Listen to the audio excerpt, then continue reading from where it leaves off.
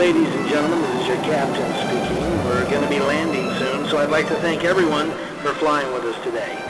Now, go ahead and buckle up as we will be on the ground in just a few minutes.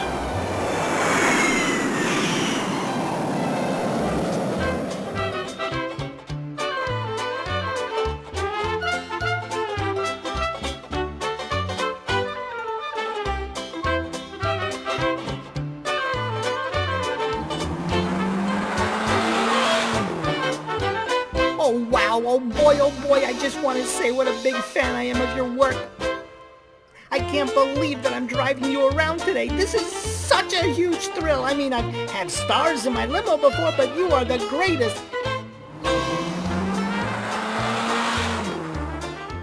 I've seen all of your movies, so are you in town to make a new movie? I bet it's going to be fantastic.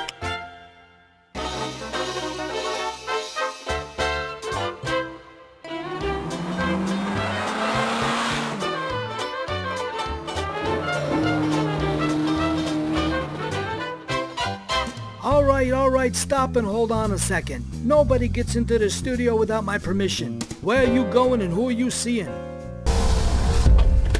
Oh my, it's you. Please go right ahead.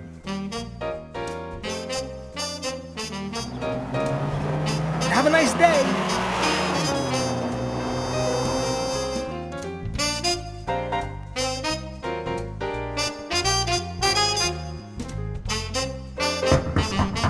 It's time for your big debut. Come on out.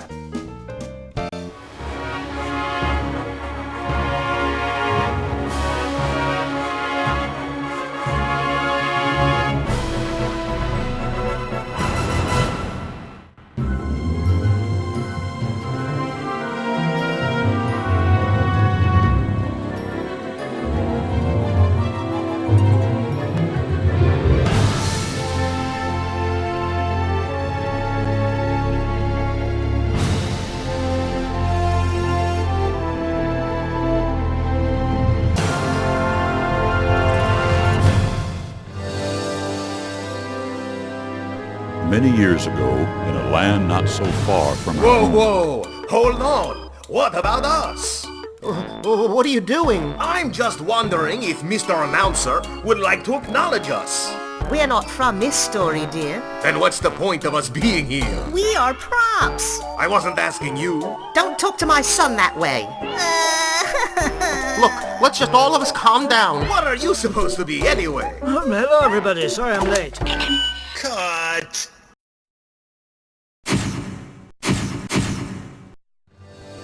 Many years ago, in a land not so far from our own, in the bluest and deepest of all the Earth's oceans, lived a variety of creatures too fantastic to be imagined. Among them were the merpeople, mermen and merwomen who looked like you and I from the heads to their waist, yet had fishtails instead of legs.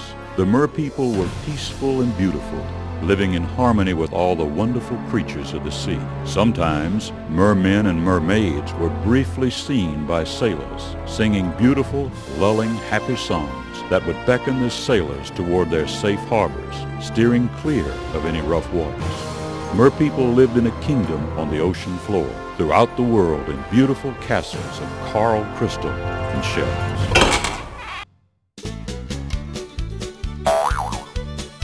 But this story is about their cousins from the south.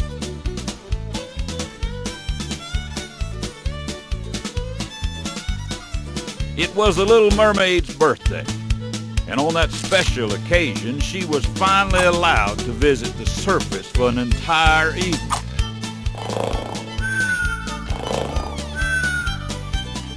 She was very excited for only one night in her lifetime. When the moon was positioned perfectly over the North Star, was she allowed to make this very special trip. Well, the Little Mermaid and her pet dogfish, Tina, swam as fast as they could to her Meemaw's house. Her Meemaw knew everything there was to know about humans.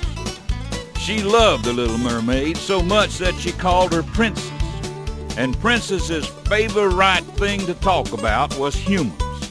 Human things and the top of the world.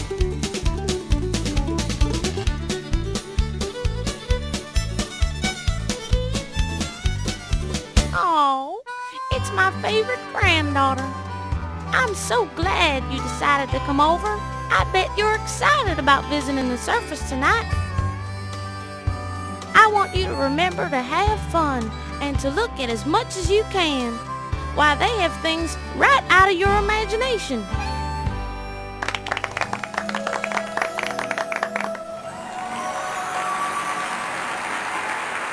Remember, you must stay in the water and not go on the land. Goodbye, Sugar. Now up on the land in a wonderful castle lived a prince. Very good, Prince Robert. I like the quality of the shading. But I have something very important to speak to you about. Since I am your valet, it is my responsibility to find you a suitable bride. But you are so very picky. Now, it's not that hard to find someone. You are a prince, you know. But Curry, Oh, Robert, you have so much to learn. But I don't want to settle. I want a girl who's smart, with inner beauty, a sense of humor, talent. And I don't see why I can't have all of these things. Let's hope so, Prince Robert. Back under the sea, King Dave, the Little Mermaid's father, was about to have a little snack.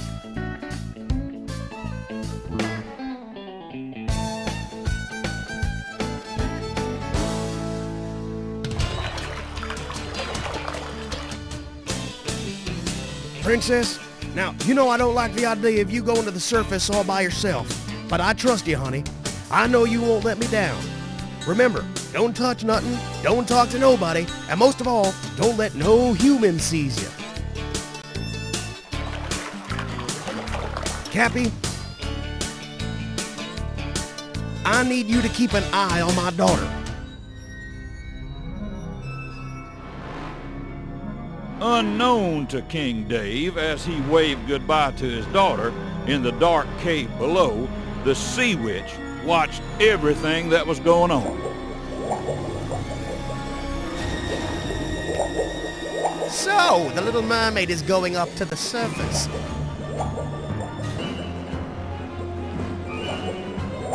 I wonder what kind of trouble I can cause. And so the Little Mermaid started to make her way to the surface, only to be followed by Tina and Cappy.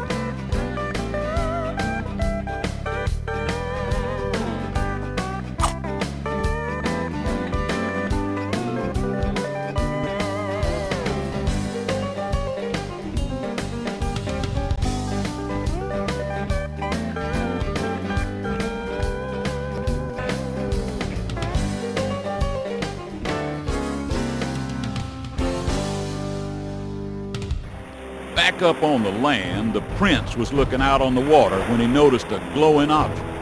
It was King Dave's lost magical sphere, and somehow it floated up to the top. Whoever had the magical sphere could control the ocean. But Prince Robert, not knowing what it was or how much power it held, just dove into the water to see what the glowing ball was.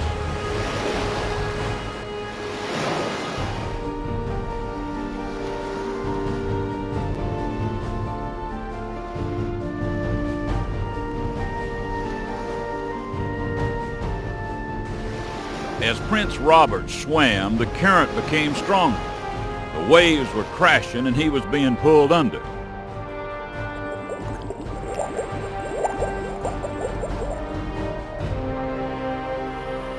So Tina pushed the prince back up on the surface, where the Little Mermaid could rescue him. She swam him back to the shore and sat him on the beach.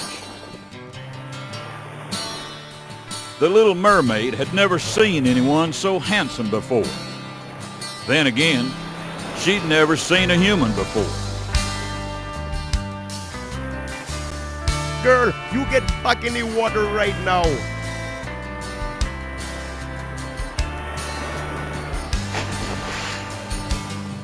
Prince Robert! Prince Robert!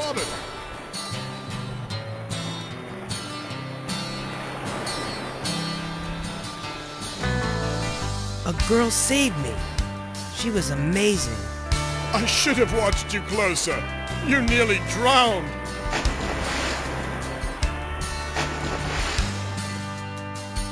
Come, we will go and rest.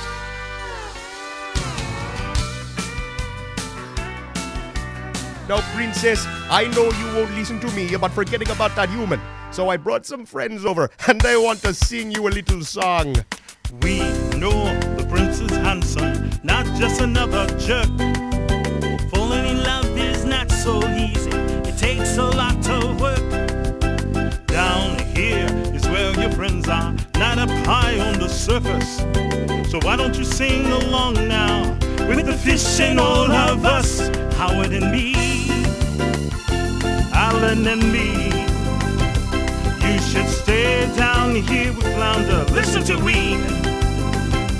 You should find a good merman, forget about all the stuff on land. You're a bright girl, we hear your plight, girl, Howard and me. When you go up on the surface, you take a lot of risk. Does the word fillet mean nothing? Well, how about poacher bisque? Cuisine in the sea is better. Well, it is at least for you.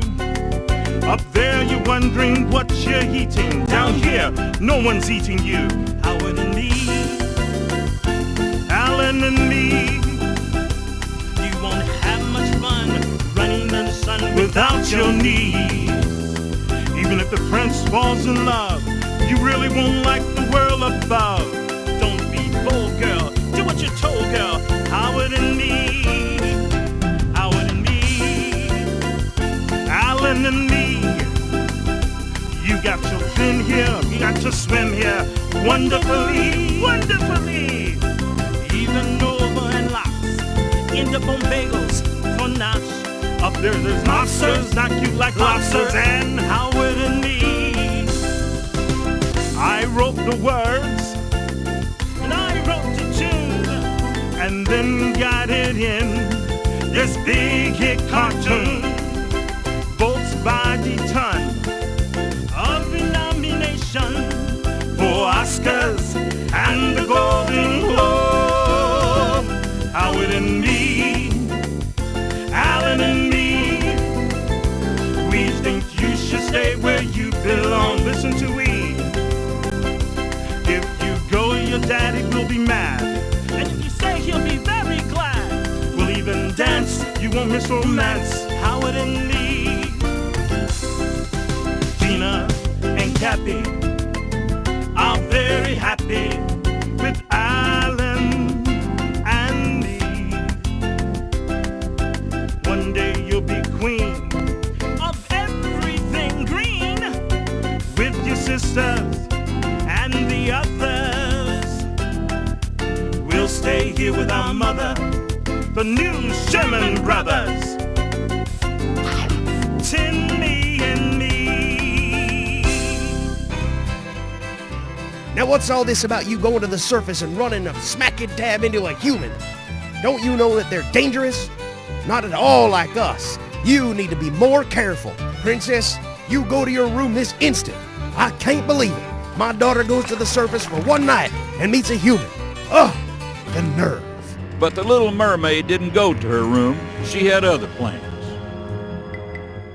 She was going to travel down to the deepest part of the ocean and meet with a sea witch to make a deal. But if you ask me, I sure didn't think it was a very good idea. Hold it right there, girl. So, if it isn't my youngest niece, the Little Mermaid. My, how you've grown, my dear. You've become lovelier with each birthday. Now then, let me take a guess why you've come here. Would it have something to do with your recent visit to the surface? A certain prince?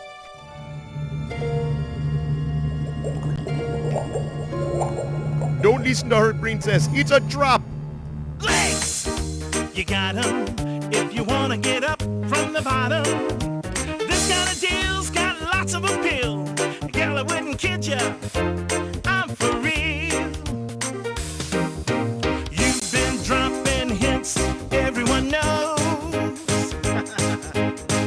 You in love with a prince who's as charming as can be. If you want to get kissed and get your tail in a twist, you were smart to come to me. I'll do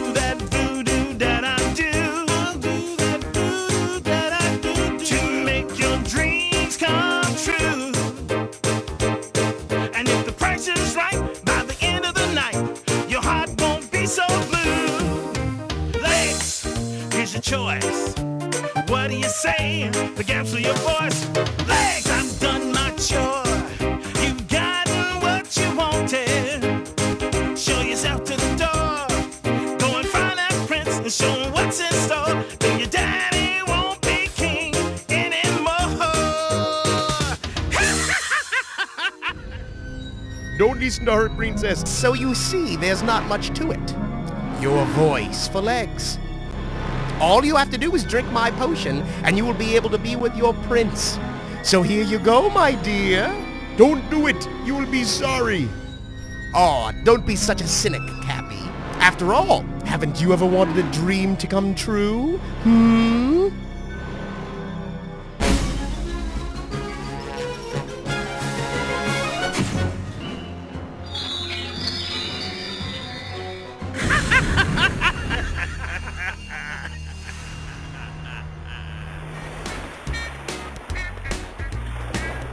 Prince Robert, look over there. A girl has washed up on the shore. And there was the Little Mermaid, only she wasn't a mermaid anymore. She had legs. The prince thought he recognized her and ran over to help her out of the water. He felt he had seen her before, and that's when it came to him. You're the girl that saved me from drowning the other day. The wonderful, beautiful girl that saved my life. Please, come back to my castle and stay as my guest. So over the next few days, the prince and the Little Mermaid became the best of friends. They were together all the time, going on balloon rides and picnics. The prince showed her all around the castle, and the Little Mermaid loved it even though she couldn't communicate with her new friend.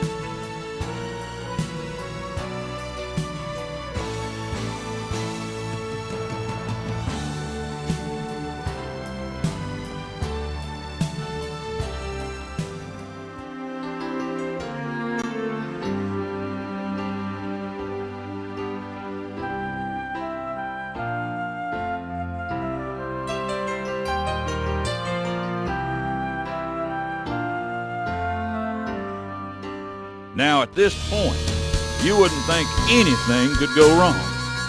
Well, let me tell you, it got real bad. King Dave found out that this daughter was up on the land with a human.